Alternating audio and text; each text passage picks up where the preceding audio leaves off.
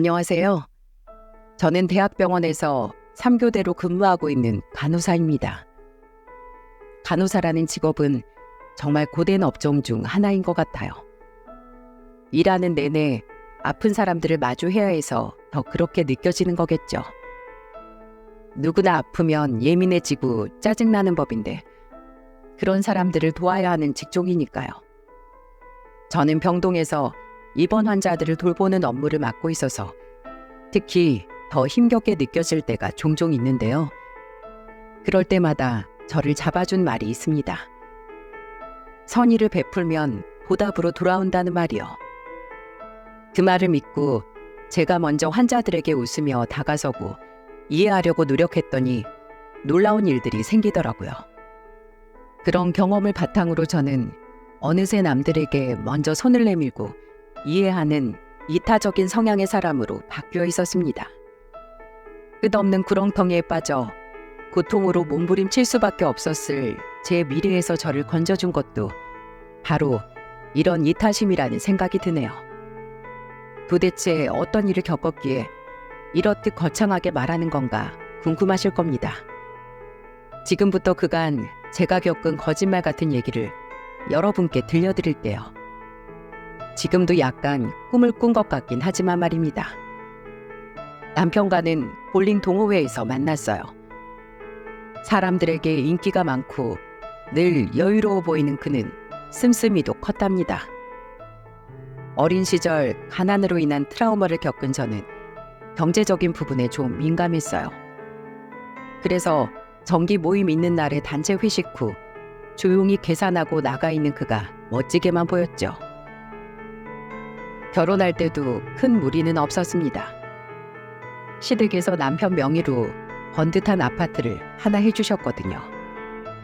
그 집에 맞춰 혼수를 하느라 조금 버겁긴 했지만 그래도 즐거웠어요. 앞으로 내 인생이 가난이랄지 압류 딱지랄지 그런 건 없을 거라는 생각에서요. 남편은 평범한 회사원이었는데 저는 그것마저 좋았어요. 사업을 하는 사람은 돈을 얼마나 많이 벌든 언제고 망할 수 있지만 직장인은 그럴 일이 없잖아요. 게다가 제가 탄탄하게 돈을 벌고 있으니 혹여라도 남편 직장에서 어떤 문제가 생겼을 때 서로 도우며 일어설 수 있을 테니까요. 시어머니도 너무 좋으셨답니다. 저를 굉장히 예뻐해 주셨는데요. 아무 때고 오라고 해서 맛있는 걸 만들어 주시기도 하고 제가 바쁠 땐 경비실에 음식을 맡기기도 하고 정말 다정다감하게 챙겨주셨어요. 정말 결혼 잘했다는 생각이 들 정도였죠. 이 집에선 나만 잘하면 된다는 생각도 했을 정도로요. 그런데 한 가지 조금 이상한 점이 있었어요. 남편에겐 몸이 불편한 형이 한 분 계셨거든요. 사고 후유증으로 다리를 절게 됐다고 하시는데 그 곁에서 아주버님을 묵묵히 챙기고 계시던 형님의 눈빛이 계속 걸리는 겁니다. 중증 환자의 경우 의사소통하지 못할 때 눈빛을 보고 뭐가 필요한지 아니면 편안한지 판단하곤 하거든요. 직업상 제가 좀 더 그런 것에 특화되어 있어서도 더 그랬을 거예요. 형님을 대하는 시어머니나 신우의 행동도 좀 이상했고요. 언젠가는 시어머니가 김치전을 했다며 먹고 싶으면 집에 놀러 오라며 전화를 하셨더군요. 마침 오픈날이라 냉큼 갔더니 신우도 와 있었어요. 우린 막걸리 한 병씩 옆에 놓고 따라 마시며 신나게 김치전을 먹었습니다. 갑오징어를 잘게 썰어 넣으셨던데 맛이 정말 예술이더라고요. 그때 슬쩍 형님 얘기를 물어봤어요. 어머님, 형님은 왜 매번 안 오세요? 걘 와봐야 뭐하니, 분위기만 깨지. 차가운 시어머니의 말씀에 제가 적잖이 당황하자 신우가 끼어들었어요. 그게 아니고 큰언님 바빠서 그렇죠. 작은 언니처럼 이렇게 중간중간 쉬는 날이 없어요.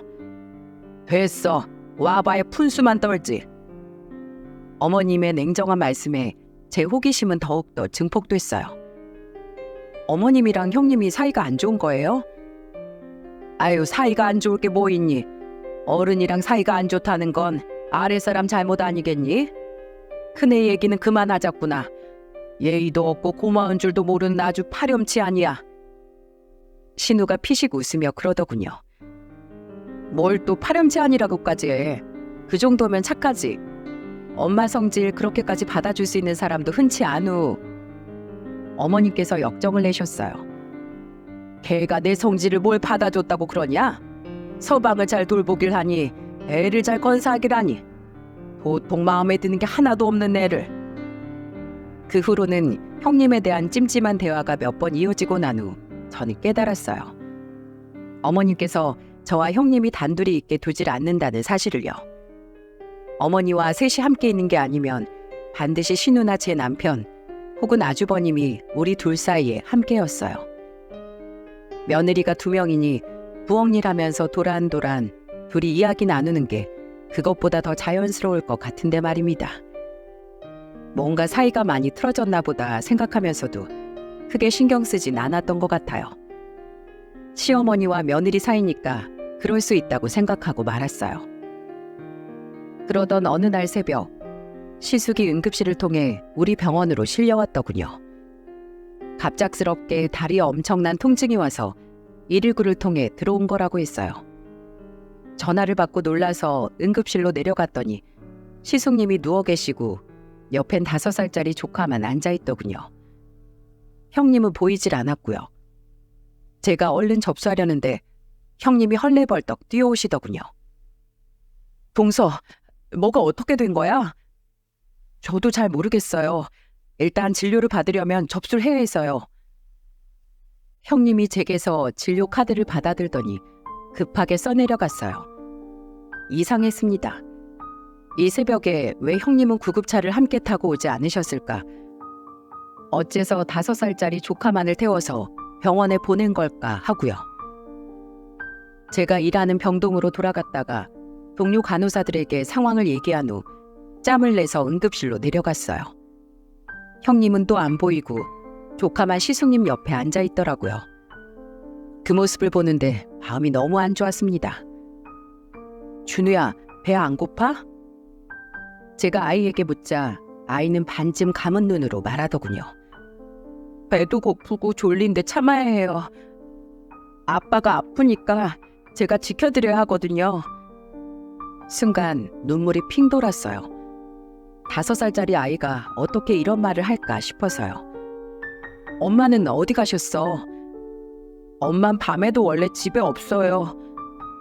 이게 대체 무슨 말인지 알 수가 없었습니다. 시숙님 다리 통증은 다행히 큰 문제가 아니었어요. 발작 같은 거였죠. 마약성 강력 진통제이긴 했지만 약을 처방받았으니 이제 돌아가면 되는 상황이긴 했는데 형님은 어딜 그리 급하게 가신 걸까? 왜 밤에도 집에 없다는 걸까 의아하긴 했지만 대놓고 물어볼 순 없었어요. 직원을 통해 아주버님 병원비 수납이 되지 않았다는 말에 제가 처리한 후 카카오 택시를 불러 아주버님과 조카가 편히 집으로 돌아갈 수 있게 도왔습니다. 배고프다는 조카를 위해 근처 편의점에서 산 각종 간식도 잔뜩 들려서요. 바쁜 일상을 보내느라 형님에 대해서는 한참을 잊고 지내다가 대의 근무로 퇴근이 빠르던 어느 날 같이 맥주나 한잔 하자고 해볼까 싶었습니다. 그때까지도 저는 형님 번호를 몰랐어요. 이전에 형님이 진료 카드를 쓰며 보호자 인적사항에 자신의 번호를 적던 모습이 생각나 병원 시스템에 접속해 그것을 알아냈죠. 가족인데도 불구하고 번호를 알아내는 데만 반년이 걸린 셈이더군요. 안녕하세요, 형님. 갑자기 전화드려서 놀라셨죠? 지난번에 저희 병원 오셨는데 제대로 챙겨드리지도 못하고 형님 가는 모습도 못 보고 해서요. 아, 동서? 별소리 다 한다. 안 그래도 동서가 병원비 냈다고 해서 감사 인사하러 한번 찾아가려고 했어. 오늘은 시간 어떠세요? 오늘? 형님은 조금 곤란한 듯 보이더군요. 잠시 망설이시던 형님이 말씀하셨어요. 아, 나중에 보자. 시간 내서 내가 곧 한번 연락할게. 오늘 밤에도 나가시려고요? 아픈 아주버님을 어린 조카에게 맡기고 또 어딜 나가시려는 건데요? 라고 묻고 싶었지만 물을 수 없었습니다. 그래 봐야 남의 가정사인데 선을 넘을 순 없으니까요. 이후 형님에게서 연락이 안 올 줄 알았는데 의외로 연락은 굉장히 빨리 왔어요. 다음 날 새벽에 전화가 왔으니까요. 형님, 이 시간에 어쩐 일이세요? 아, 동서, 혹시 자고 있었어? 괜찮아요. 말씀하세요, 형님. 형님은 우물쭈물하더니 굉장히 미안한 목소리로 말씀하시더군요. 동서, 진짜 미안한데 지금 얼른 좀 와서 내 병원비 좀 내줄 수 있을까? 네? 어느 병원에 계신데요? 지금 동선의 병원이야. 바로 갈게요. 사정이야 나중에 들어도 되니 일단은 얼른 가서 정산부터 하자는 마음이었죠. 게다가 제가 다니는 병원에서 그러고 계신다고 하니 시간이 길어지면 괜히 말 나올 게 뻔했거든요. 지난번 시숙님 병원비도 뒤늦게 제가 내는 걸 수납 직원들이 좀 이상하게 봤었으니까요. 병원에 가는 길에 별의별 생각이 다 들더군요. 혹시 형님도 병이 있는 건 아닌가 하는 것부터 시작해서 밤 외출에 대한 것까지 머릿속이 복작복작해지고 말았죠. 출장으로 멀리 가 있는 남편에게 새벽부터 전화해서 이런 것까지 말하기도 좀 뭐해서 혼자 처리하기로 결심하고 발걸음을 서둘렀어요. 병원에 도착하자마자 수납부터 하고 안으로 들어가 만난 형님의 행색은 꼴이 말이 아니었습니다.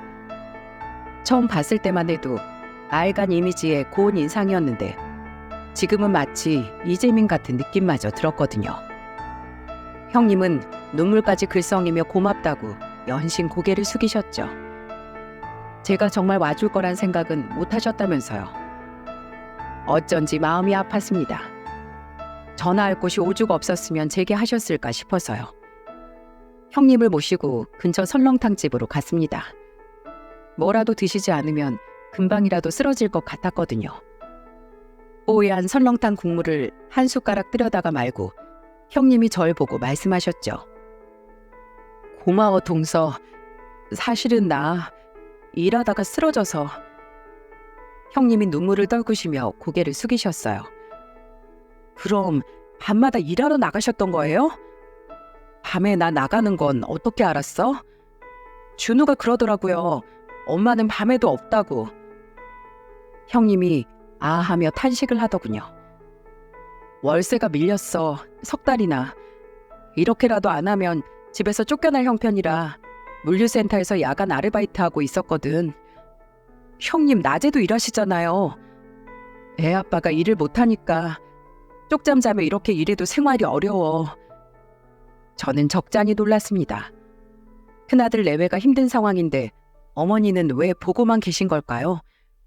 저희에게 고가 브랜드 아파트도 턱턱 사주시는 분께서 말입니다. 준우를 위해서라도 도움을 주실 것 같은데 말이죠. 형님과 사이가 너무 틀어져서 그런 걸까 하는 생각을 하며 저는 조심스러운 목소리로 물었어요. 어디 도움 청하실 곳도 없고요? 결혼하고 친정아버지가 암으로 돌아가셔서 의지할 형제도 부모도 없어. 제가 형님 앞으로 음식을 좀 더 가까이 밀어드리며 말했죠. 형님, 일단 드세요. 금방이라도 또 쓰러지실 것 같아요. 저는 그렇게 형님과 우선 식사부터 했습니다. 잘 먹고 잘 쉬어야 하는데 그런 상황이 안 되니 일단 잘 먹는 것부터라도 하시라고 말씀드리면서요. 식사를 다 하고 커피를 마시며 형님이 말씀을 이으셨죠. 나 이혼하고 싶어. 너무 이혼하고 싶은데. 형님이 이로 아랫입술을 짓이기셨어요. 아마도 사고로 몸이 불편하게 된 아주버님을 버리고 가자니 마음이 불편하신 거겠죠. 그렇다고 이대로 살기엔 경제적 고통이 너무나 클 테고요.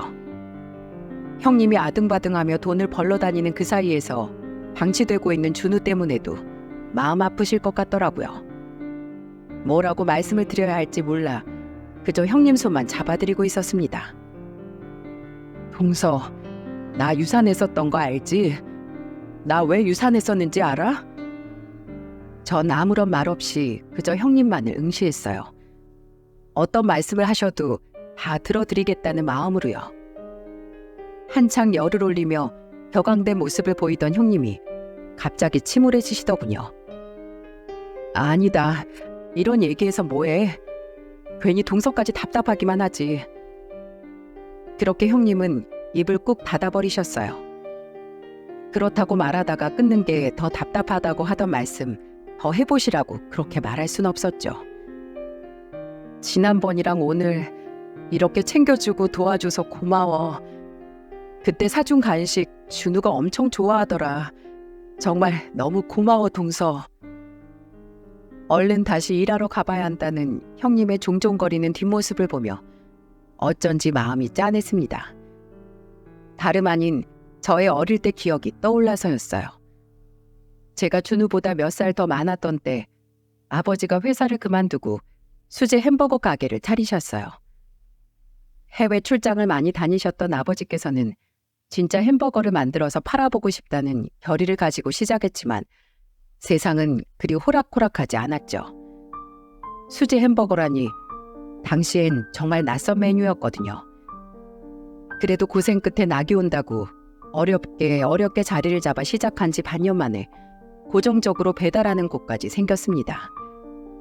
그렇게 앞으로 승승장구할 거란 희망을 품었을 때 배달된 햄버거를 먹고 사람들이 식중독에 걸렸다는 거예요. 입원한 사람만 5명이라고 하면서요. 당시 그곳에 배달이 들어가는 업체는 아빠의 수제 햄버거 외에 2곳이 더 있었어요. 그중 가장 의심을 받았던 게 아빠 가게였습니다. 입원한 5명 중 4명이 햄버거를 먹었다고 했으니까요. 전수조사를 해보니 햄버거엔 문제가 없었어요. 당시 한 사람이 돌떡을 가져와서 나눠 먹었다던데 그게 문제였던 것으로 밝혀졌죠. 하지만 우리의 배달 계약은 무효화됐어요. 억울해도 할 수 없었습니다.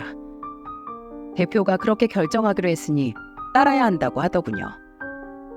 큰 고정 수입처를 잃은 우린 한동안 정말 너무 힘들었어요.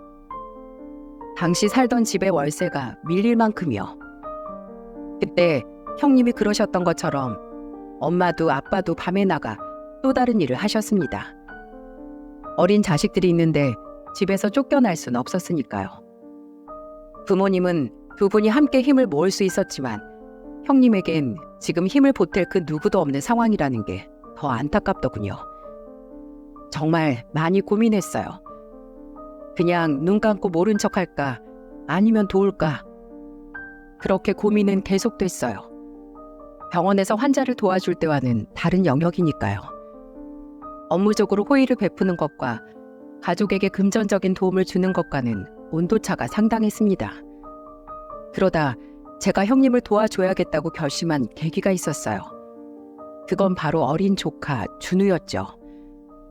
계속되는 번뇌에 그날은 저도 모르게 형님네 집으로 발걸음을 옮겼던 것 같아요. 정신을 차려보니 형님네 동네였거든요. 피식하고 웃음이 나더군요. 제가 이렇게까지 신경 쓰고 있다는 생각은 하지 못했거든요. 뭔가를 말하려다가만 형님의 모습, 배고프다던 준우의 모습까지요. 그때 동네 꼬마들이 저들끼리 하는 소리가 들렸어요. 준우 또래겠다 싶어서 유심히 보게 됐죠. 야 이 거지야. 너네 집엔 이런 것도 없지? 한 아이가 뭔가를 손에 쥐고 자랑하고 있더라고요. 다른 아이가 낄낄거리며 말하더군요. 얘네 아빠 제대로 걷지도 못하잖아. 다리를 이렇게 질질 끌면서. 누군가의 걸음을 흉내내는 모습이 너무나 악질이더군요. 요즘은 어린아이들도 이렇게 잔인하구나. 혀가 내둘러졌습니다. 그런데 그 아이가 흉내내는 모습이 낯설지 않았어요. 자세히 보니 아주버님의 걸음걸이와 너무도 흡사했죠. 설마 하는 마음으로 아이들의 얼굴을 자세히 들여다봤습니다. 아니나 다를까 놀림을 당하고 있는 아이가 바로 준우였어요. 관망자처럼 아이들을 쳐다보던 저는 삽시간에 아이들 사이를 끼어들었어요. 너희들 지금 뭐 하는 거니? 제가 소리치며 달려드는데도 준우를 놀리던 녀석들은 눈 하나 깜짝하지 않았죠. 왜요? 얘네 아빠 병신 맞거든요. 준우의 얼굴을 보니 눈물이 그렁그렁해져서 금방이라도 울음을 터뜨릴 것만 같았습니다. 화가 머리 끝까지 치솟았어요. 어느 누구라도 사고를 당하면 한순간 장애를 갖게 될 수 있어. 넌 언제까지고 멀쩡할 수 있을 것 같아? 네 가족들은 언제까지고 괜찮을 것 같아서 지금 이 친구를 놀리는 거냐고. 이성을 잃고 말았죠. 어른으로서 좀 더 성숙한 태도로 말했더라면 정말 좋았을 텐데 저는 그렇게 올곧은 사람이 아니었던 것 같아요. 아줌마가 뭔데 이래요? 아이들의 반응 역시 제가 예상한 것과 너무도 달랐고요. 제가 어릴 때만 하더라도 이렇지 않았던 것 같은데 세월의 무상함을 느낄 수 있었습니다. 얘네 곧 집에서도 쫓겨나는 거지 맞다고요. 아줌마는 아무것도 모르면서 남의 얘기에 왜 끼어들어요? 그 말에 제가 준우를 당겨 감싸 안으면서 말했어요. 나 준우 작은 엄마야. 그리고 준우 집에서 안 쫓겨나. 잘 알지도 못하면서 함부로 말하지 말아줄래? 아이들이 입술을 삐죽이며 저를 흘겨보더군요. 너희들 집이 어디니? 부모님들 좀 배워야겠다. 어떻게 친구의 어려운 상황을 가지고 이렇게 놀릴 수 있는 건지 어른들끼리 얘기 좀 해봐야겠어. 그러자 아이들이 잽싸게 도망가더라고요. 한숨을 쉬고 준우를 쳐다봤습니다. 괜찮냐고 물었을 때 준우의 행동이 더 가슴 아팠어요. 괜찮아요, 작은 엄마. 그냥 쟤들 심심해서 저러는 거예요. 아무 말도 안 하면 재미없어져서 금방 그만두거든요. 그러면서 오히려 저를 위로하더니 집으로 들어가는 거였어요. 그날 이후로도 못난 저는 며칠이나 생각에 잠겨 있었습니다. 결국 저는 병원에서 하듯 형님께도 선의를 베풀기로 결정했습니다. 어린 준우를 위해서라도요. 결심하자마자 전 제 비상금 통장에서 200만 원을 인출했어요.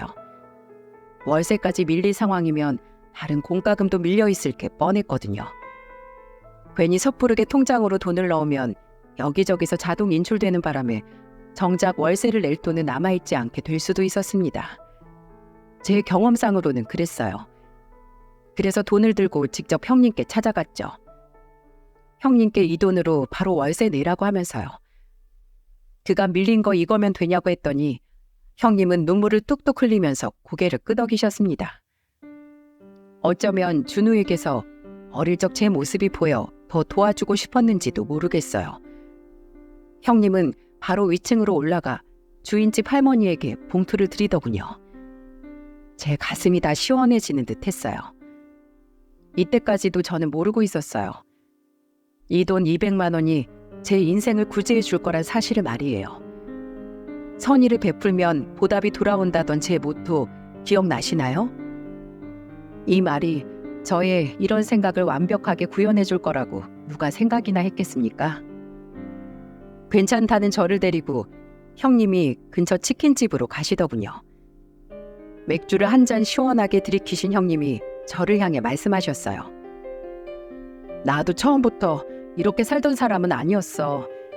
결혼 전에 성실하게 일해서 1억 7천을 모았었고 결혼하고 나서 다 행복해질 줄 알았는데. 저는 형님의 어깨를 가만히 다독이며 말했습니다. 이제부터 행복해지시면 되죠.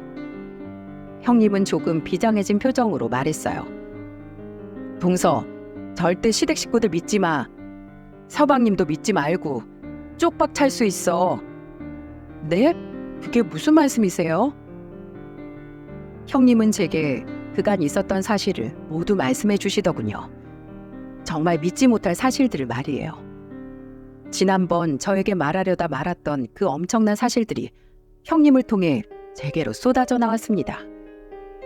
동서, 결혼할 때 시댁에서 집 사줬지? 그것도 상당히 비싼 아파트로. 네.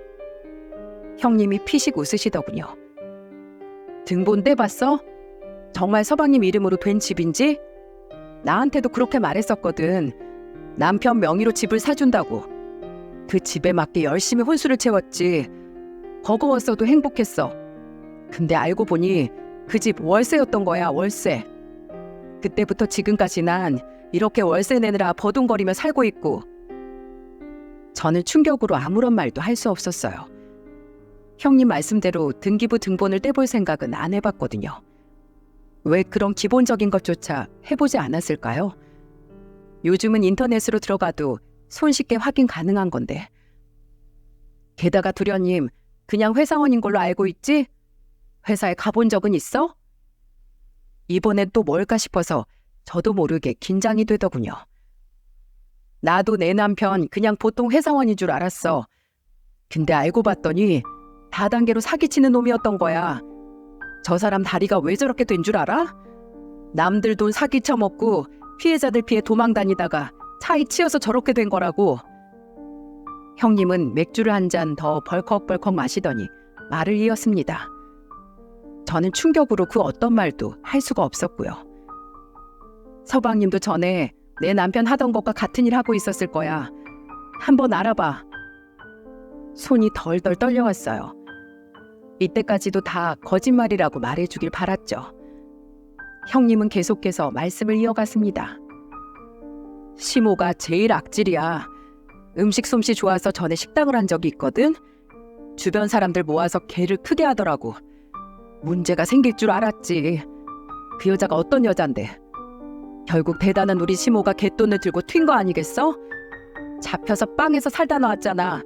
1년 반쯤 살았지 아마. 전과자야 그 여자. 그때 그 여자가 해먹은 돈 때문에 자살한 사람도 몇몇 있었을 정도였어. 뭐라고요? 그뿐이 아니야. 나 유산시킨 사람도 바로 시모였어. 준우 낳기 전에 임신했을 때 그때 내가 돈 안 해준다고 찾아와서 발로 배를 차고 주먹으로 등을 치고 뺨 때리고 그렇게 유산된 거야. 시모가 나 폭행해서. 너무 많은 얘기를 한꺼번에 들어 정신이 없었지만 반드시 진실을 확인해야 한다고 생각했어요. 형님과 헤어지고 집으로 돌아가는 동안에도 형님이 했던 말들이 머릿속에서 떠나질 않더군요. 동서가 들어오고 나서 저들끼리 웃으며 하는 소리 들었어. 새로운 먹잇감이 나타났다고. 이제 숨 좀 트이겠다고. 머리를 세게 한 대 맞은 느낌이었습니다. 굉장히 충격적이었죠. 그래서 하나하나 확인해 보기로 했습니다. 걷다 말고 그 자리에서 우뚝 서서 모바일용 인터넷 등기소를 통해 제가 살고 있는 집의 등기부 등본을 열람해 봤어요. 그런데 형님 말이 맞더군요. 그 길로 친정으로 가 부모님께 이 모든 사실을 말씀드렸습니다. 부모님도 말을 잊지 못하시더라고요. 다 같이 다시 한 번 더 확인해 봤는데도 집의 명의는 전혀 모르는 다른 사람의 것이 맞았어요. 엄마가 제게 물으셨습니다. 결혼할 때 우리랑 약속한 거 2가지. 그건 지키고 있지? 비장한 표정으로 묻는 엄마를 향해 제가 대답했습니다. 네. 처음에 저는 몰랐어요. 부모님이 제게 결혼 허락 조건으로 내걸은 2가지 때문에 결국 제 삶을 이 구렁텅이에서 빠르게 빼낼 수 있을 거란 사실을요. 결혼 전 부모님께 남편을 소개해드렸을 때 두 분은 어쩐지 개운치가 않다고 하셨습니다. 정확하게 말할 수는 없지만 뭔가 느낌이 별로 좋지 않다는 말씀을 하시는 거예요. 당시 저는 남편에게 온통 마음이 뺏겨 있었던 터라 두 분의 그런 태도가 달갑지 않았어요. 괜히 트집을 잡으려고 이러시나 퉁퉁한 마음도 들었죠. 말려도 안 될 거라는 걸 직감한 저희 부모님은 앞서 언급했듯 제게 2가지 조건을 내걸으셨어요. 첫째, 혼인신고하지 말 거. 일단은 법적 부부로 묵지 말라는 거였습니다. 어차피 시댁에서 집을 사준다고 하니 신혼부부 대출에 서류를 낼 일도 없지 않니? 이렇게 설득하시던 엄마의 목소리가 지금도 귓가에 선명하네요. 2번째는 결혼 후 최소 1년 동안 임신하지 않는 것이었어요. 그것도 알겠다고 하자 엄마는 제 손을 잡고 근처 산부인과로 가셨죠. 그리고 팔뚝을 미세하게 절개해서 임플란론을 삽입하는 시술을 받게 했답니다. 3년간 피임 효과가 있는 보조장치였어요. 덕분에 저는 남편과 혼인신고도 되어 있지 않고 임신도 하지 않았기 때문에 아무런 법적 절차 없이 깔끔하게 헤어질 수 있었습니다. 하지만 마지막으로 확인해보고 싶은 게 있었어요. 정말 그 사람이 사기꾼인지 다닌다는 회사가 남을 등쳐먹는 다단계인지 말입니다. 그래서 저는 아무것도 모르는 척 집으로 돌아갔어요. 어차피 물건들도 챙겨야 했고요. 오늘 그 사람이 출장해서 돌아오는 날이거든요. 형님 말대로 부모님은 남편 회사로 직접 가보겠다고 하셨고요. 집에 들어가니 남편이 이미 출장해서 돌아와 있더군요. 당신 어디 갔었어? 전화도 안 받고. 다정한 말투로 그가 저를 안으며 꽃다발을 안겼습니다. 이전과 같았다면 전 정신 못 차리고 행복했겠죠. 모든 진실을 알고 있는 지금은 완전히 달라졌지만은요. 좀 바빴어. 병원에 갑자기 비상이 걸려서. 하긴 병원 일이라는 게 좀 그렇긴 하겠다. 당신 피곤해서 어떡해? 표정 관리가 잘 되진 않았지만 최대한 침착하게 말했어요. 쉬면 되지. 그보다 당신 출장 갔던 일은 잘 하고 온 거야? 멀리까지 가서 누구한테 사기를 치고 온 걸까 하는 생각을 하며 물어보았죠. 그러자 그가 해맑게 웃으며 그러더군요. 아주 잘하고 왔어. 그보다 여보, 갑자기 미안한데 이 집 말이야. 당신이랑 공동명의로 할 테니까 당신 이름으로 6천만 원 대출 받을 수 있을까? 어이가 없더군요. 결국 형님 말이 다 맞았던 거예요. 저는 시치미를 뚝 떼고 말했습니다. 갑자기 왜? 엄마가 하시던 일이 뭔가 좀 꼬였나 봐. 알지? 이 아파트 얼마짜린지. 그깟 6천 별거 아니야. 어차피 공동명의로 넘기면 당신한테 한 4억 정도 생기는 거니까. 그렇게 큰 돈을 어머니가 나한테 왜? 복잡하게 공동명의로 돌리지 말고 차라리 집을 담보로 당신 이름으로 대출을 받는 게 낫지 않아? 남편이 순간 당황하더군요. 그건 좀 어려워. 왜? 설명하기 좀 어려운 여러 가지 이유가 있거든. 제가 집의 등기부 등본을 그의 앞에 던지며 말했습니다. 여러 가지 이유는 무슨, 명확한 한 가지 이유가 있겠지. 이 집이 네 명의가 아니라는 거. 남편의 눈이 순간 휘둥그레지더군요. 그런 남편에게 제가 말했습니다. 왜 놀라? 이까짓 거 요즘 모바일로도 다 볼 수 있는 간단한 건데 내가 안 속을 거라고 예상 못해서 놀라는 건가? 무슨 소리야 여보. 이거 내가 다 설명할 수 있어. 이거 지금 우리 먼 친척 어른 명의로 되어 있는 건데 당신은 충분히 오해할 수 있겠다. 예전부터 좀 얽힌 재산 문제가 있었는데 그것 때문에 몇 가지 명의가 좀 엇갈렸거든. 그분 재산 중에 내 명의로 된 것도 보여주면 나 믿겠어? 이렇게 또 사기를 치려고 하더군요. 실제 사기꾼을 모티브로 만들었다던 영화가 생각났습니다. 그 사기꾼이 영화 속에서 한 말이요. 마음만 먹으면 하나님도 속일 수 있다던 말. 제가 형님에게 진실을 듣지 않았고 여전히 그를 사랑하는 마음이 가득했다면 믿고 싶었을 거예요. 남편이 거짓을 말할 리 없다고 믿다가 결국 사기당해서 만신창이가 됐겠죠. 형님처럼 말입니다. 그때 부모님으로부터 전화가 오더군요. 저는 얼른 전화를 받았습니다. 네 형님이라는 사람이 한 말이 다 맞아. 여기 제대로 된 회사도 아니고 무슨 유령 회사 같은데 서류 조각이 날라다니고 아유 정말. 알았어요 엄마. 고마워요. 그렇게 전화를 끊고 저는 남편을 향해 말을 이었어요. 설마 했는데 당신 다단계 회사 관리자가 맞나 보네. 사람들 등쳐먹고 물건 비싸게 팔다가 문제 생길 것 같으면 사무실 비우고 날라버리는 그런 거.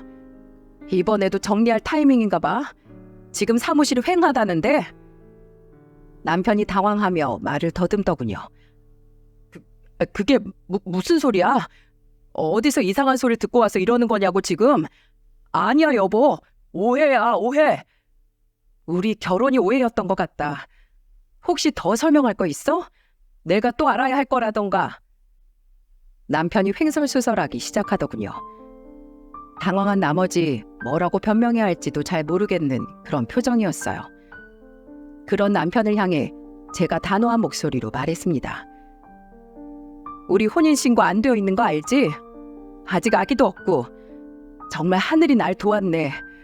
내가 해온 혼수 최대한 빠른 시일 내로 다 처리할게. 그렇게 집에서 나가려고 하자 남편이 절 잡더군요. 뭐라고? 우리가 혼인신고가 안 되어 있다고? 험악한 표정이 곧 한 대 치기라도 할 것 같았어요. 저는 최대한 무덤덤한 표정으로 말했습니다. 사실혼 관계야 우리. 동거 몰라? 그리고 그에게서 팔을 잡아채고 몸을 돌렸죠. 제발 여보, 당신 누구한테 무슨 소리 듣고 이러는 거야 지금? 낮게 울리는 남편의 목소리에 소름이 끼쳤어요. 끝까지 이럴 요량인가 보더군요. 그럼 모든 걸 걸고 솔직하게 나한테 숨기는 거 없다고 말할 수 있어? 단숨에 대답하는 그를 보니 한숨이 나왔습니다. 대체 저는 어떤 사람과 살아왔던 걸까요? 제발 사람답게 살아. 저는 그대로 집을 빠져나왔어요. 더는 상대하고 싶지 않았거든요. 병원에도 휴가를 신청했습니다. 며칠 후 이삿짐 센터 직원들과 다시 그 집을 방문해 제 물건들과 각종 가전제품, 가구를 뺄 때도 남편은 보이지 않았어요. 이렇게 끝이구나 허탈하기도 하더군요. 담담하게 적고 있지만 이 시기에 제 마음을 뭐라 표현할 수 있을까요? 정리되지 않은 감정과 또 받아들이기 힘든 진실로 하루하루 버겁게 살아가고 있었어요. 지혜로운 부모님 덕으로 똥물에 몸을 완전히 적시진 않았다는 감사를 꾸역꾸역 해대면서요. 형님이 보고 싶었습니다. 저를 도와주신 형님이요. 전화를 해도 받지 않기에 터벅터벅 형님 댁으로 갔다가 저는 입을 다물 수 없는 광경을 보고 말았어요. 시모가 난동을 부리고 있었거든요. 형님 머리채를 잡고 뒤흔들며 악을 바락바락 썼습니다. 네 년이 다 말했지? 그렇지 않고서야 그 순진하고 멍청한 게 그렇게 속속들이 다 알 수가 없어. 왜 말했어? 머리에 돌만 든 게야? 네 년 때문에 우리가 입은 피해가 얼마나 되는지 알아? 이래서 둘이 붙어먹지 못하게 하려고 그렇게 애를 썼는데 감히 네가 초를 쳐? 살림살이 마구 던지고 부수는 그 모습을 어린 준우가 멀거니 다 보고 있더군요. 구경하는 그 누구도 그 작은 어린아이 하나 지켜줄 생각은 하지 않고 있었어요. 제가 얼른 달려가 준우를 품에 안았어요. 제가 누군지 확인하더니 준우가 저를 꼭 안았습니다. 무서웠던 모양이에요. 작은 엄마. 그 말이 제 가슴 속에 도화선이 됐습니다. 이 아이를 지키고 싶다. 그 생각뿐이었던 것 같아요. 바로 경찰에 전화해서 시모를 신고했답니다. 신고하는 중에 시모가 쩍소리 나도록 형님의 뺨을 때렸어요. 그러자 형님이 자리에서 벌떡 일어나시더니 팔을 뒤로 빼 풀스윙으로 시모의 싸대기를 날렸습니다. 작은 몸집의 시모가 뒤로 나가 떨어지더군요. 시모가 곧장 일어나 형님에게 달려들자 형님이 시모의 머리채를 잡았습니다. 야 이년아, 이거 안 놔? 넌 애미애비도 없냐? 그래, 없다. 나 천의 고아라는 거 알아서 니들이 그렇게 더 빨아먹은 거 아니야. 벌레만도 못한 거사. 형님이 한 손으로 시모의 머리채를 잡은 채 다시 한번 뺨을 억세게 치더군요. 그동안의 울분이 폭발한 것 같았습니다. 곧이어 도착한 순경들에 의해 경찰서에 끌려가서도 시모는 바락바락 소리를 지르며 자기는 죄가 없다고 울부짖었어요. 꼴이 참 볼만했답니다. 한쪽 눈은 멍이 들고 머리는 다 쥐어 뜯긴 채로 옷은 늘어져 있었거든요. 형님과 시모는 제가 그 자리에 있었다는 걸 경찰서에 와서야 알아채더군요. 시모는 날 보자마자 오해라며 자기랑 얘기 좀 하자 비굴하게 굴었고 형님은 씩 웃으셨어요. 형님의 그 모습이 어쩐지 멋져 보이기까지 했습니다. 경찰이 시모와 형님 그리고 저를 한 사람씩 면담했어요. 그리고 상황을 알게 된 경찰이 제게 그러더군요. 정말 귀인을 만나셨네요. 형님이라는 저분 지금 신용불량자예요. 죄다 뜯겼어요. 이 정도면 사람이 돌만하지, 돌만해. 신용불량자라니 제 마음이 무거웠습니다. 이게 제 인생이 될 수 있었기에 더 참담했죠. 제가 형님의 월세를 대신 내드려야겠다는 생각을 하지 않았다면, 형님이 그 돈을 받고 제 마음에 감동해 진실을 알려주지 않으셨다면 저는 과연 어떻게 되었을까요? 일단 쌍방 폭행입니다. 이 건은 이렇게 사건 마무리될 거예요.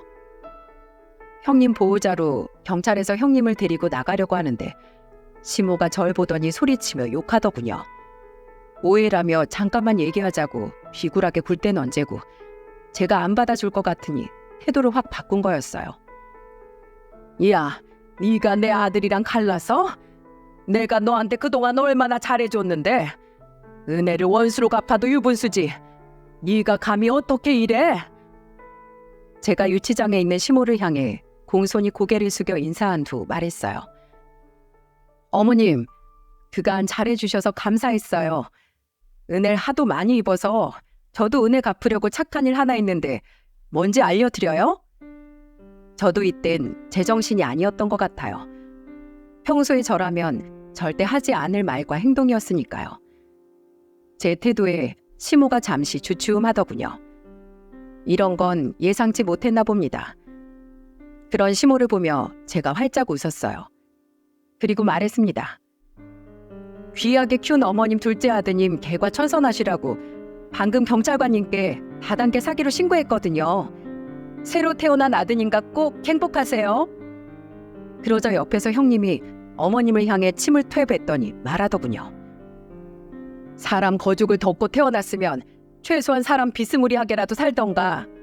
나한테 처맞으니 어떻디? 요 사기꾼이여나. 사기꾼이라니. 대체 누가 사기꾼이라는 거야? 너 말 다 했어?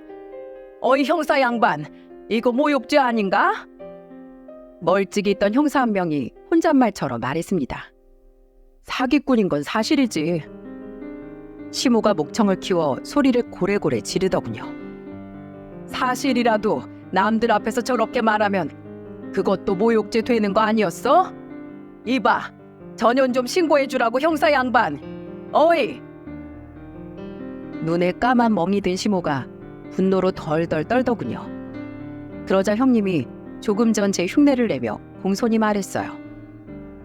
저도 어머님께 입은 은혜가 많아서 보은하기 위해 어머님 첫째 아들과 이혼 신청했어요. 귀한 두 아드님 끼고 사실 수 있게요. 아, 둘째는 일단 빵부터 다녀와야겠네요. 그리고 고개를 젖히고 시원하게 웃으시더군요. 저도 형님을 따라 큰 소리로 웃고 곁에 있던 경찰관도 웃음을 터뜨렸습니다. 형님은 세상 행복한 표정으로 너무 시원하다며 환하게 웃으셨어요. 10년 묵은 채증이 다 내려간 것 같고 온몸에 쌓였던 화가 다 녹아내린 것 같다면서요. 이젠 뭐든 할 수 있을 것 같다며 힘내서 다시 살아보겠다고 하셨죠. 그래서 어떻게 됐냐고요? 제 남편은 결국 감옥에 갔고요. 형님은 이혼하셨어요. 형님이 파산 신청을 하고 개인 회생을 하는 동안도 옆에서 제가 꼼꼼하게 도와드렸습니다. 형님은 늘 제게 고마워하셨어요. 이렇게 인생을 다시 시작하게 될 수 있을 거라 생각도 못했는데 동서 덕분에 내가 새로운 삶을 살고 있어. 형님, 제가 입은 은혜가 훨씬 더 커요. 그러자 형님이 웃으며 그러시더군요. 우리 미친 시모는 우리가 갚은 은혜에 지금쯤 행복 터지고 있으려나? 형님의 남편이던 아주버님도 결국 구속됐다고 하고 그 집은 온통 정가자 집안이 됐더군요. 그런 사람들인 줄도 모르고 순진하게 행복을 꿈꿨던 것이 아득히 먼 과거의 일인 것만 같습니다. 되짚어보면 제가 사람 보는 눈이 정말 없어도 너무 없었던 것 같습니다. 이번 일을 계기로 정말 많은 걸 배우게 된 것 같아요. 제가 이렇게 자책할 때마다 형님은 그러세요. 나처럼 잃을 거 다 잃고 바닥까지 치고 나서야 빠져나온 사람도 있는데 동선 훌륭하지 뭔 소리래. 다 형님 덕분이죠. 형님 없었으면 저도 똑같이 그렇게 당했을 텐데 형님은 제 은인이세요. 아시죠? 이렇게 저희는 친자매처럼 지금까지도 잘 지내고 있어요. 준우와 함께 키즈 카페도 가고 놀이공원도 가고 도서관도 가면서 우리는 관계를 더 돈독히 하고 있어요. 그간의 사정 얘기를 모두 들으신 부모님께서도 저희 형님을 무척 아끼신답니다. 집 근처에 사둔 작은 빌라를 형님과 준우에게 무상으로 대여해주고 계세요. 형님은 죄송해서 안 된다며 매달 이것저것 맛있는 걸 사오고 있고요. 돈으로 가져와도 두 분이 영 받아주질 않으시거든요. 매달 말일에 형님이 사오는 음식 몇 가지와 엄마가 준비한 음식들로 파티를 하고 나면 부모님께선 준우에게 이런저런 선물을 주곤 하십니다. 정말 친손주처럼 대해주고 계세요. 가족이 없는 형님은 이런 일상이 꿈만 같다며 눈물을 훔치곤 하시고요. 동서, 나 정말 큰 욕심 없어. 그냥 지금처럼만 나하고 가끔 맥주나 한 잔씩 해주고 준우 얘기 들어주고 그러면서 우리 친구처럼 지내자. 가족이 없는 나한텐 동선의 가족들과 보내는 시간이 너무 호사스러워. 이런 시간 더는 갖지 못하게 되는 날 오더라도 동서는 나랑 꼭 이렇게 같이 시간 보내주기다. 알았지? 형님은 참 눈빛이 좋아요. 제가 처음 알아본 것처럼 말이에요. 금방이라도 또 눈물을 쏟을 것 같은 형님을 향해 제가 말했어요. 제가 하고 싶은 말을 형님이 그렇게 다 하시면 어떡해요. 저 버리지 말고 끝까지 책임져 주세요, 형님. 형님이 절 나 몰라라 하는 순간 제가 어디서도 어떤 삶을 살아갈지 어떻게 알겠어요. 안 그래요? 나의 구세주님? 가장스런 제 말투에 형님이 활짝 웃으시더군요. 형님은 이제 개인 회생이 거의 다 끝나가요. 준우가 유치원 가 있는 동안에만 일하고 저녁과 밤엔 함께 지내고 있고요. 저는 형님과 계속 이렇게 가족처럼 친구처럼 언니 동생하며 잘 지낼 거랍니다. 제 얘기를 듣고 형님이 그간 그 가족들에게서 벗어나지 못한 걸 두고 답답하다고 하실 분이 계실지도 모르겠네요. 세상에 믿고 의지할 누군가가 단 한 사람도 없을 때 느끼는 그 막막함을 알지 못하기에 저는 함부로 말하지 않기로 했습니다. 형님이 알려준 것들이 모두 진실이고 제가 알고 있던 것들이 모두 거짓이라는 걸 알게 됐을 때 제가 가장 먼저 찾은 사람이 부모님이셨으니까요. 부모님이 안 계셨다면 전 어떻게 했을까요? 솔직히 모르겠습니다. 다만 어려웠던 시절의 기억을 잊지 않고 형님의 고통을 공감했던 저 자신은 많이 칭찬해주고 싶어요. 형님도 그런 제 마음을 알아보고 절 살려주셨을 테니까요. 그런 말이 있대요. 아직 사기를 당하지 않은 사람은 그저 운이 좋았을 뿐이라는 말이요.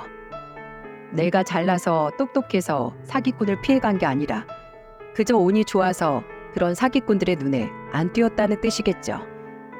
앞서 적은 것처럼 오죽하면 그 유명한 사기꾼이 그런 말까지 했을까요? 작정하고 속이면 하나님도 속일 수 있다고 말이에요. 그러니 형님도 저도 이제 자책은 하지 않기로 했어요. 행복하게만 살기로요. 긴 사연 들어주신 여러분께도 감사드립니다. 그럼 남은 오늘 하루도 행복하세요. and